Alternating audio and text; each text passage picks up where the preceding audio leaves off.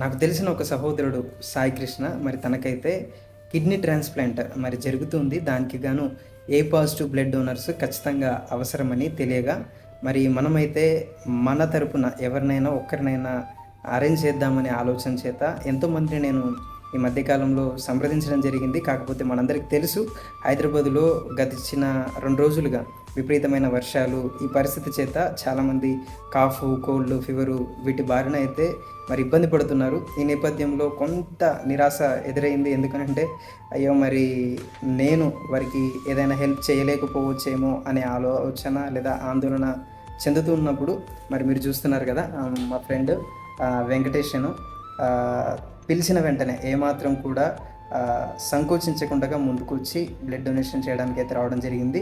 చెప్పాలి అనంటే ఇతను ఒడిశా అబ్బాయి. తెలుగు కూడా తనకు రాదు, హిందీలోనే మాట్లాడతాడు.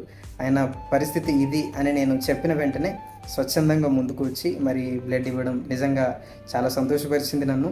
వీడియో చూస్తున్న మీరు కూడా మనము కులము, మతము, ప్రాంతము ఈ విభేదాలు ఏవి చూపించకుండా మనం కూడా స్వచ్ఛందంగా ముందుకొచ్చి బ్లడ్ ఇవ్వాల్సిందిగా తెలియజేస్తూ, మరి ముఖ్యంగా వెంకటేష్‌కి కూడా స్పెషల్ థ్యాంక్స్ తెలియజేస్తూ మాటలు ముగిస్తున్నాను. అందరికీ వందనాలు.